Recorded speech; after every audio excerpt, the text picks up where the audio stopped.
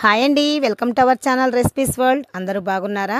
ఈరోజు మనం ఓవెన్తో అవసరం లేకుండా మనం స్వీట్ షాప్లో చిక్కినట్టుగానే మనం ఇంట్లో అయితే కేక్ రెడీ చేసుకుందామండి.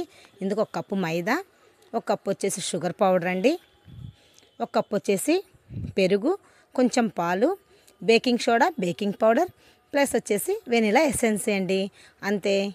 వీటన్నిటితోటి కలిపి మనం ఎంతో సాఫ్ట్గా వచ్చే కేక్ అయితే రెడీ చేసేసుకుందామండి. ముందుగా ఒక బౌల్ తీసుకుందాము. ఇందులో మనం ముందుగా తీసించుకున్న పెరుగు అయితే ఒక కప్పు వేసేసుకుందాము. ఓకే అండి, ఒక కప్పు అయితే సరిపోతుంది.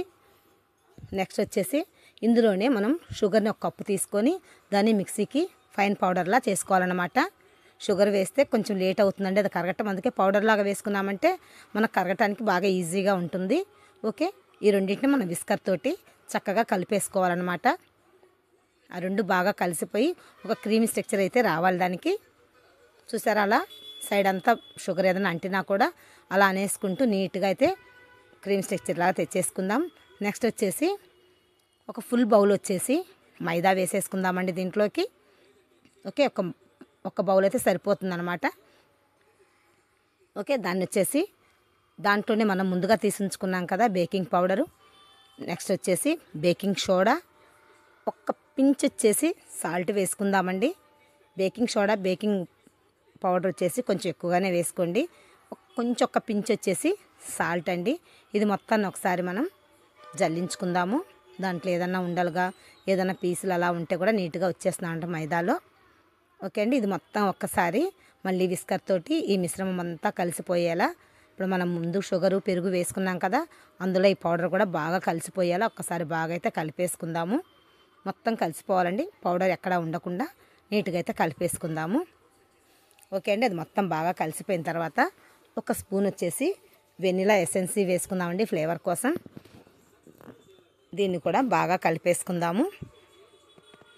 ఆ మిక్సర్లో మొత్తం కలిసిపోయేట్టుగా కలిపేసుకుందాము. మనం ముందుగా ఒక బౌల్ వచ్చేసి పాలు తీసి పక్కన ఉంచుకున్నాం కదా, అవి కొంచెం కొంచెంగా వేసుకుంటూ ఆ బ్యాటర్ని అయితే బాగా కలిపేసుకోవాలి. మరి అంత పలచగా అవ్వకూడదండి. మనం ఇప్పుడు వీడియోలో చూపిస్తున్నట్టుగా కొంచెం తిక్కుగా ఉండాలి. అందులో ఏం బబుల్స్ అలా లేకుండా బాగా అయితే సాఫ్ట్గా అయితే మనం కలిపేసుకోవాలన్నమాట. స్పాచులా అయితే నీట్గా వచ్చేస్తుంది అనమాట. మన గరిటెలో కంటే కూడా స్పాచులా అయితే నీట్గా వచ్చేస్తుంది అనమాట. బబుల్స్ అయితే ఏమీ ఉండవు. చూసారా, మనం బ్యాటర్ చూపిస్తున్నాం చూడండి. అలాగైతే కలిపేసుకొని ఒక 5 minutes అలా పక్కన పెట్టేసుకోవాలి. అస్సలు ఉండకుండా చూసుకోండి. ఓకే, ఇప్పుడు వచ్చేసి దాన్ని ఒకసారి బాగా కలిపేసుకొని పక్కన పెట్టేసుకుందాం. ఒక 5 minutes వచ్చేసి మనం పక్కన పెట్టేసుకుందాము. నెక్స్ట్ వచ్చేసి మనం కేక్ వేసే టిన్ తీసుకుందామండి. ఇప్పుడు కేక్ టిన్కి వచ్చేసి కొంచెం నెయ్యి అప్లై చేసుకోవాలి. సైడ్స్ అంతా బాటమ్ మొత్తం అయితే అప్లై చేసేసుకోవాలన్నమాట. మన కేక్ అంటుకోకుండా ఉంటుంది. ఓకే, ఇలా మొత్తం అప్లై చేసిన తర్వాత కొంచెం మైదా పౌడర్ వేసుకుందాం అందులో. అది మొత్తం చుట్టూ మనం ఎక్కడైతే నెయ్యి పూసామో అదంతా బాగా అంటేలా మైదాని బాగా స్ప్రెడ్ చేసుకోవాలి. ఎక్స్ట్రా ఏదైనా పౌడర్ ఉంటే తీసేసుకోవాలండి.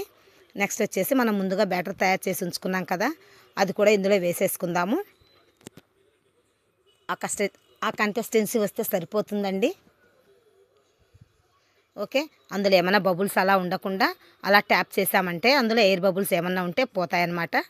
ఓకే, నెక్స్ట్ వచ్చేసి మనం బందపాటి బాండి అయితే స్టవ్ మీద పెట్టుకుందాము. అందులో ఒక 1/2 glass వచ్చేసి వాటర్ పోద్దాము. నెక్స్ట్ ఒక స్టాండ్ ఉంటుంది కదండి, స్టీల్ స్టాండ్ లాంటిది అలా పెట్టేసుకున్నామంటే హైట్ కోసం మనకు. ఓకే, తర్వాత వచ్చేసి దానిపైన మూత పెట్టేసుకొని స్టవ్ వెలిగించుకొని హై ఫ్లేమ్లో పెట్టుకుందాము. చూసారా, కొంచెం వాటర్ హీట్ అయిపోయాయి.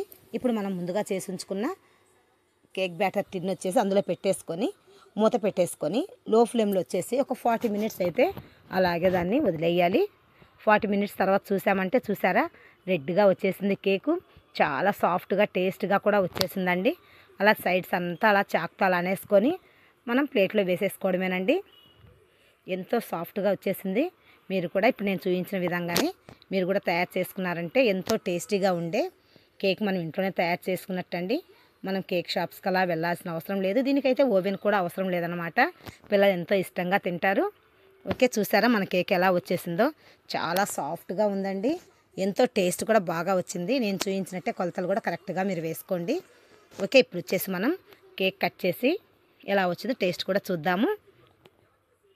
మీరు కూడా ఒకసారి ట్రై చేసి మీకు ఎలా వచ్చిందో కూడా నాకు కామెంట్లో చెప్పండి. ఓకే, బాగా సాఫ్ట్గా వచ్చేసిందండి.